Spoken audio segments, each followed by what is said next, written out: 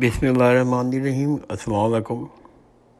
اللہ تعالیٰ کے فضل و کرم سے ہم نے ایک سلسلہ شروع کر رکھا ہے جس میں ہم قرآن شریف کی کسی ایک صورت کا ترجمہ پڑھتے ہیں اور مختصر ترین اس کی تشریح کو دیکھتے ہیں، اور میری کوشش ہوتی ہے کہ میرا کوئی بھی وائس نوٹ پروگرام 10 منٹ سے زیادہ لمبا نہ ہو، اس لیے میں صرف اردو کا ترجمہ پڑھتا ہوں اور عربی کا متن بھی نہیں پڑھتا، اور ترجمہ کے ساتھ تشریح بھی ہے وہ بھی مختصراً اردو میں ہی کرتا ہوں۔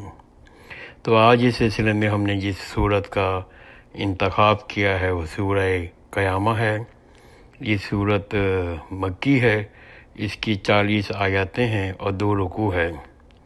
تو اب ہم اس کا ترجمہ پڑھتے ہیں۔ بسم اللہ الرحمن الرحیم۔ اللہ کے نام سے شروع کرتا ہوں جو بڑا مہربان نہایت رحم کرنے والا ہے۔ قسم ہے قیامت کے دن کی، قسم ہے قیامت کے دن کی، قسم ہے اس نفس کی جو ملامت کرے۔ کیا انسان کا یہ خیال ہے کہ ہم اس کو ہڈیاں ہرگز جمع نہ کریں گے؟ کیا انسان کا یہ خیال ہے کہ ہم اس کی ہڈیاں ہرگز جمع نہ کریں گے؟ کیوں نہیں، ہم اس پر بھی قادر ہیں کہ اس کی انگلیوں کی پور پور تک درست کر دیں، بلکہ انسان چاہتا ہے کہ آئندہ بھی نافرمانیاں کرتا رہے۔ وہ پوچھتا ہے قیامت کا دن کب ہوگا؟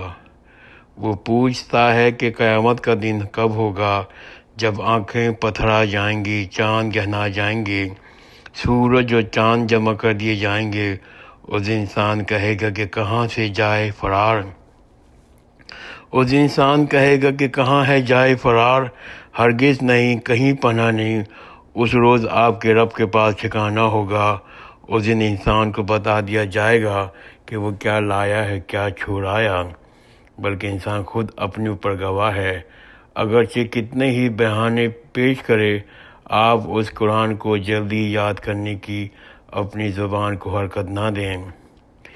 آپ اس قرآن کو جلدی یاد کرنے کے لیے اپنی زبان کو حرکت نہ دیں، کیونکہ اس کا جمع کرنا اور اس کا پڑھوانا ہمارے ذمہ ہے۔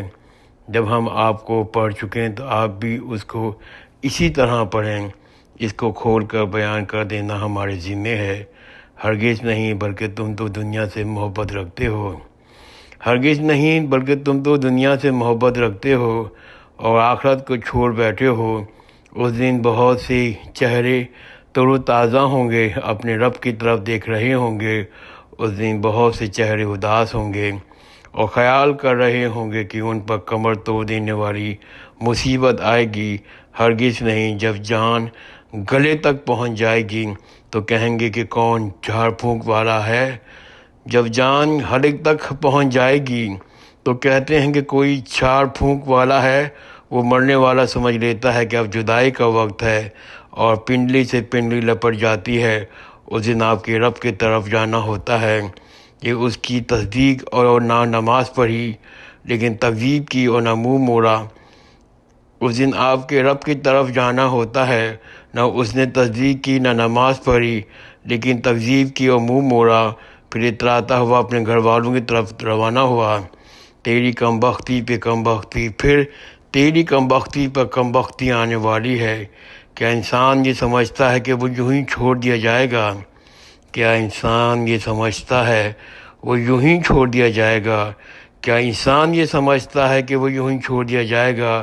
کیا وہ منی کے قطرہ نہ تھا جو ٹپکایا گیا، پھر خون کا لوتھڑا بنا، پھر اللہ نے اس کو پیدا کیا اور اعضاء درست کیے، پھر اس نے مرد و عورت کو جوڑا بنایا۔ کیا وہ اس پر قادر نہیں کہ مردوں کو زندہ کر دے؟ ہم نے سورہ قیامہ کا اردو میں ترجمہ پڑھا، اب ہم اس کی تشریح کو، زمان نزول کو پر روشنی ڈالتے ہیں۔ اس سورت کا نام پہلی ہی آیت کے لفظ قیامہ کے نام پر رکھا گیا ہے، اور یہ صرف نام ہی نہیں ہے بلکہ اس سورت کا عنوان بھی ہے، کیونکہ اس پوری سورت کا جو موضوع ہے، جو پوری سورت جس پر بحث جو کی گئی ہے وہ قیامت پہ ہی کی گئی ہے۔ اب اس زمانہ نزول کے کس دور میں یہ حضرت صلی اللہ علیہ وآلہ وسلم پر نازل ہوئی تھی، اگرچہ کسی روایت سے، کسی حدیث سے اس کا زمانہ نزول معلوم نہیں ہوتا، لیکن اس کے موضوع میں ایک شہادت ملتی ہے، ایک اشارہ ملتا ہے، اور جس سے معلوم ہوتا ہے کہ یہ ابتدائی دور کی نازل شدہ صورتوں میں سے ہے، کیونکہ آیت نمبر 15 کے بعد ایک دم جو سلسلہ کلام ٹوٹ جاتا ہے اور حضرت صلی اللہ علیہ وآلہ وسلم کو متوجہ کیا جاتا ہے کہ اس وحی کو جلدی جلدی یاد کرنے کے لیے اپنی زبان کو حرکت نہ دو، اور اس کو آگے کہتے ہیں کہ اس کو یاد کرا دینا، پڑھوا دینا ہمارے ذمے ہے، لہذا جب ہم اسے پڑھ رہے ہو اس وقت تم اس کی قرات کو غور سے سنتے رہو، اور اس کا مطلب سمجھا دینا بھی ہمارے ذمے ہے۔ ایسے ہی موضوع اگر ہم آگے دیکھتے ہیں تو 2-3 جگہ اور بھی آیا ہے۔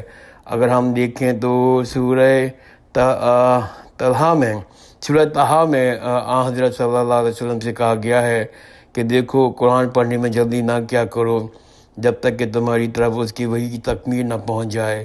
یہ آیت نمبر 114 ہے، اور ایک ایسا ہی کہتے ہیں آیت ہم کو سورہ اعلیٰ میں ملتی ہے، جہاں حضور کو اطمینان دلایا گیا ہے کہ ہم عنقریب تم کو پڑھوا دیں گے، پھر تم بھولو گے نہیں۔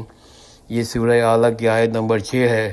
تو اصل میں یہ وہ دور تھا جب حضرت صلی اللہ علیہ وسلم کو وحی کی اخذ کرنے میں، اس کو یاد کرنے میں ابھی مشق پوری نہیں ہوئی تھی، اس کی مشق نہیں ہوئی تھی، تو پھر اللہ تعالیٰ نے ان کو کہا کہ یہ ہمارے ذمے ہے۔ اور اس کے بعد ان 3 مقام کے بعد قرآن شریف میں کہیں بھی اس کی مثال نہیں ملتی۔ تو اس سے ہم اندازہ کر سکتے ہیں کہ اس کا جو دور ہے، جو نزول ہے، وہ ابتدائی دور کا دور ہی ہے۔ اس کا موضوع جیسے آپ کو معلوم ہے قیامت ہے، اور اصل میں اس صورت سے لے کے آخری صورت جو ہے وہاں تک جو 36 پارے کی ہے، اس کا موضوع سمہاؤ ایک جیسا ہی ہے۔ اصل میں سلسلہ شروع ہوتا ہے سورہ مدثر کی ابتدائی 7 آیتوں کے بعد۔ نزول جو ہے قرآن کا ایسے شروع ہوتا ہے جیسے بارش ہو رہی ہے، اب بے در پہ صورتوں کے نزول ہو رہے تھے، اور بڑے مؤثر اور پرزور طریقے سے نہایت جامع انداز میں مختصراً فکروں میں اسلام اور اس کے بنیادی عقائد اور اخلاقی تعلیمات کو پیش کیا جا رہا تھا۔ اہل مکہ کو ان کی گمراہیوں پر تنبیہ بھی کی جا رہی تھی۔ اور اس صورت میں اگر دیکھا جائے تو منکر آخرت کو خطاب کر ان کو ایک شبہ اور ایک اعتراض کا جواب دیا گیا ہے۔ بڑے مضبوط دلائل کے ساتھ قیامت اور آخرت کے امکان کو اور اس کے وجوب کو ثبوت دیا گیا ہے، اور یہ بات بھی صاف صاف بتا دیا گیا ہے کہ جو لوگ آخرت کا انکار کرتے ہیں ان کی انکار کی وجہ یہ نہیں ہے کہ ان کی عقل کمزور ہے، وہ اس کو سمجھتے نہیں ہیں، بلکہ اصل جو محرک ہے، اصل جو ریزن ہے، وہ خواہشات نفس ہے جو ان کو آگے ماننے نہیں دیتی۔ ان کے ساتھ لوگوں کو خبردار بھی کر دیا گیا ہے کہ جس وقت کے آنے کا تم انکار کر رہے ہو، جس وقت کے آنے کا تم انتظار کر رہے ہو، وہ آ کر رہے گا، تمہارا سب کچھ دھرا کا دھرا رہ جائے گا، اور جو کہ تم لاؤ گے وہ سامنے آ کر رکھ دیا جائے گا۔ حقیقت میں تو اپنا اعمال اعمال تم خود بھی جانتے ہو، ہر شخص جانتا ہے کہ وہ کیا اعمال کر کے آیا ہے، دنیا میں وہ کیا کر کے جا رہا ہے، کیونکہ کوئی شخص بھی اپنے اعمال سے ناواقف نہیں ہے، خواہ وہ دنیا کو بہکلانے میں، اپنے ضمیر کو مطمئن کرنے میں کتنے ہی ہیلے بہانے کرے، کتنی عذر تراشے، لیکن اس کو پتہ ہے کہ وہ دنیا میں کیا کر رہا ہے اور اللہ تعالیٰ کے پاس کیا لے کے جائے گا۔ تو اس پورا صورت کا جو موضوع ہے وہ آخرت ہے، اور خاص طور پر اس میں جو منکرین آخرت ہے ان کو خطاب کر ان کو ایک شبہ پہ، ایک بات پہ دلائل دی ہے کہ آخرت آ کے رہے گی، اور تم سب لوگ دیکھ کے رہو گے کہ جو کہ تم کر رہے ہو وہ اللہ سب کچھ دیکھ رہا ہے۔ تو مختصر میں نے اس کی تفسیر بیان کی، اور جزاک اللہ خیرن۔ اگر کسی صاحب کو کوئی سوال پوچھنا ہے تو وہ مجھ سے کانٹیکٹ کر سکتا ہے۔ جزاک اللہ، خدا حافظ۔